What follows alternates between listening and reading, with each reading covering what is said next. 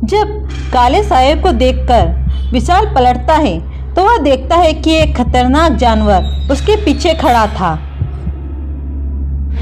उसे देखकर वह पूरी तेजी के साथ भागता है और काफी आगे निकल जाता है। पिंटू, रिया और प्रदीप अभी भी उसी पेड़ पर बैठे हुए हैं। डरी सहमी रिया जोर जोर से सांसें ले रही होती है, जबकि पिंटू सोचता है कि वह इस जंगल से बाहर कैसे निकले। यह एरिया उसी एरिया के जैसा लग रहा है जहां उन्होंने अपने मैप छोड़े थे। हो ना हो यह एरिया उस एरिया के काफी करीब है। तभी वह पीछे पलटता है तो देखता है कि प्रदीप एक कैमरे में कुछ देख रहा होता है। तभी पिंटू की नजर उस पर पड़ती है। यह कैमरा यहाँ ऊपर क्या कर रहा है? और तुम इस समय भी इस कैमरे को ताक रहे हो? ऐसा क्या है इस कैमरे में? मुझे दो। कुछ नहीं, मैं ऊपर आते वक्त यह कैमरा भी ले आया था। तब पिंटू से बोलता है, तुमने तो कहा था कि तुम हमें सेफ जगह ले जाओगी। ये कैसी सेफ जगह लेकर आए हो? इस जंगल के बारे में सिर्फ तुम्हें पता था और तुम ही हम सभी को लेकर आए हो। मुझे यह जंगल जाना पहचाना लग रहा है। तुम हमें फिर से वहीं लेकर आए हो जहां हमारे मैप छूटे थे, हमारा सामान छूटा था। देखो पिंटू, इतना गुस्सा मत करो। हम यहाँ एनिमल्स की फोटोज और वीडियो लेने आए हैं और इतना डरेंगे तो काम नहीं चलेगा। डरे क्यों नहीं? मेरा अब हमारे बीच में नहीं रही। हमने अपने एक दोस्त को खो दिया है। कोई बात नहीं, दिमाग ठंडा करो। अगर हम उसी एरिया के करीब है तो हम अपना सारा सामान ले लेंगे और वापस से घर चले जाएंगे। इनफैक्ट मैं खुद मैप्स लेकर आऊंगा। पिंटू तब चुपचाप बैठ जाता है, पर उसके मन में न जाने क्यों तूफान आ रहा था और वह प्रदीप को शक भरी निगाहों से देख रहा था। वह कैमरे में देख देख कर हल्का हल्का मुस्कुरा रहा था। जब नैना को जानवर ले गया था तब भी उसके चेहरे पर थोड़ा सा भी दुख नहीं था और ऐसे दुख की घड़ी में भी वह मुस्कुरा रहा है। कैमरे में ऐसा कुछ तो था।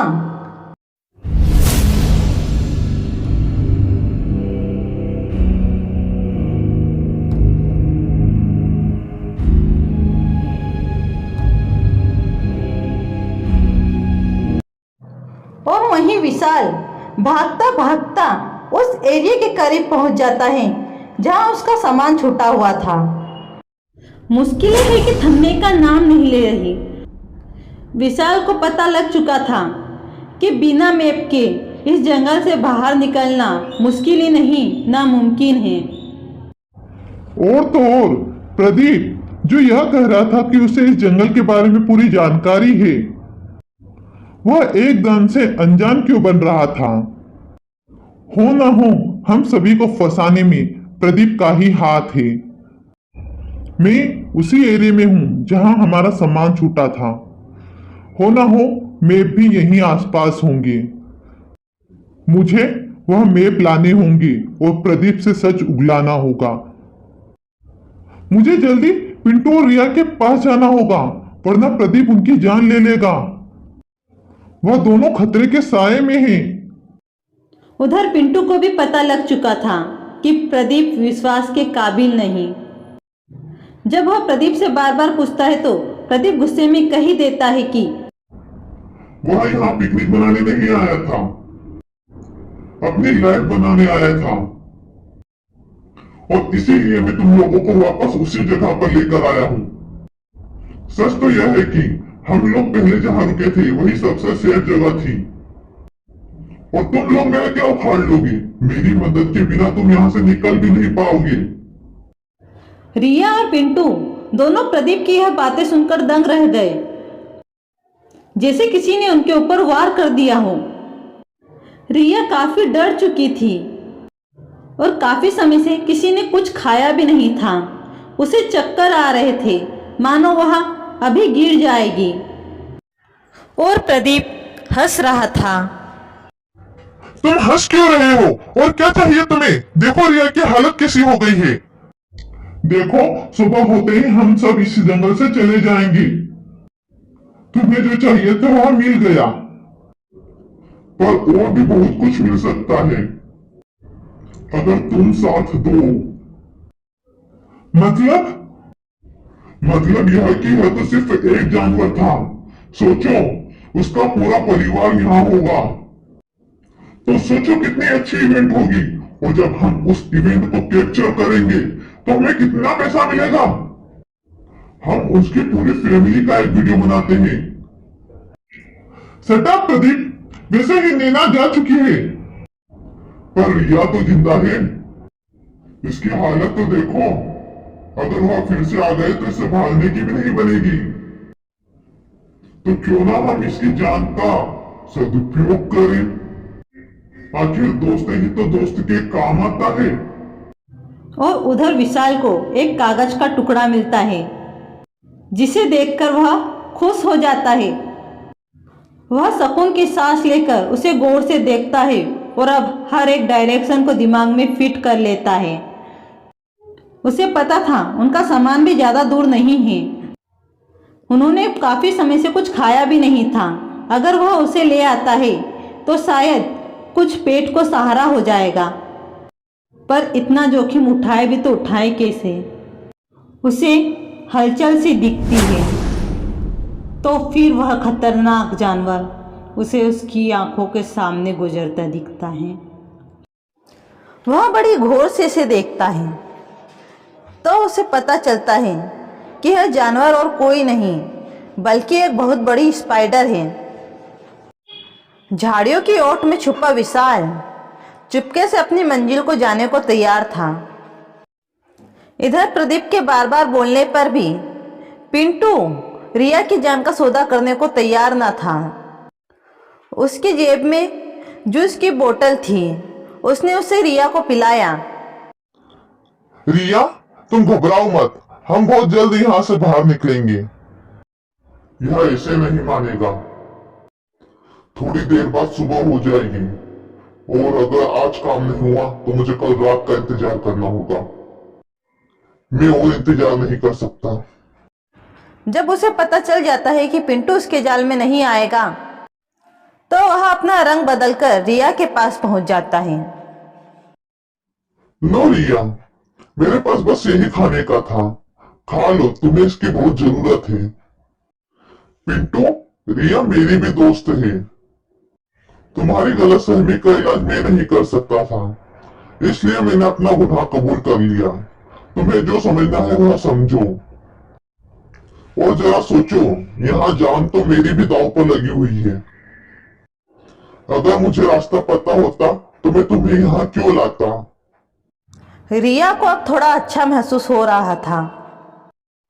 रिया, मुझे पता है तुम्हारा सपना पैसा और लग्जरी पाने का है, और वह सिर्फ आज हमें हिम्मत करके मिल सकती है। थोड़ी देर बाद तो सुबह ही हो जाएगी। अगर हम एक छोटा सा रिस्क ले लेते हैं तो इसमें गलत क्या है? वहां मौत के गड्ढे में कौन कूदेगा? कोई नहीं, मेरे पास एक आइडिया है। पिंटू देखता है कि रिया और प्रदीप काफी देर से बातें कर रहे थे, पर उसे कुछ सुनाई नहीं दे रहा था। तभी रिया बोलती है, क्या कह रहे हो प्रदीप? पिंटू तुम्हारे जाल में नहीं आया तब तुम मुझे फंसाने की कोशिश कर रहे हो? इतना कहकर रिया चुप हो जाती है और पिंटू राहत की सांस लेता है कि रिया उसकी बातों में नहीं आई। तब प्रदीप अपना कैमरा और बैग उठाकर आगे चल देता है। प्रदीप, जब जिंदा ही नहीं रहोगे तो पैसे का क्या करोगे? पर बातों को अनसुना करता हुआ प्रदीप आगे निकल जाता है। पिंटू, मुझे बहुत भूख लग रही है। भूख तो मुझे भी लग रही है रिया, लेकिन क्या करें? यही आसपास हमारा सामान होगा। अगर हम हमारा सामान ले आए तो शायद अपना कुछ काम हो जाए। सुबह होने के पहले हम सामान नहीं ला सकते, और वहां तो इनका पूरा दल रहता है। फिलहाल हमारा अभी यहीं रहना ठीक है। पर मेरे लिए ठीक नहीं है पिंटू। पिंटू पीछे देखता है तो प्रदीप के हाथ में एक डंडा था। रिया पिंटू को धक्का दे देती है और प्रदीप उसके साथ मारपीट करने लग जाता है। प्रदीप खुद को बचाने की कोशिश करता है पर रिया पीछे से उसके सिर पर वार कर देती है और पिंटू आधे बेहोश हो जाता है। प्रदीप और रिया उसे घिसते हुए ले जाते हैं और आगे जाकर एक पेड़ से लटका देते हैं। उन जानवरों का दल यही है। मेरे पास एक बम है, अगर मैं उसे फोड़ूंगा तो उसकी आवाज से वे सभी यहाँ आ जाएगी। मैंने ऊपर कैमरा फिट कर दिया है। चलो हम दोनों टाइम सेट करके वहाँ झाड़ियों में छिप जाते हैं। नहीं प्रदीप, हमें और दूर जाना चाहिए। हम सुबह आकर कैमरा ले लेंगे। मुझे पता है अब तुम्हारा काम 100% हो जाएगा।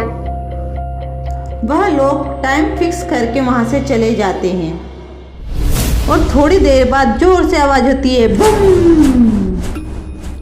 और बहुत सारी मकड़ियां वहां इकट्ठी हो जाती है और जिस पेड़ से उन्होंने पिंटू को लटकाया था वहां पेड़ बहुत सारी मकड़ियों से भर जाता है।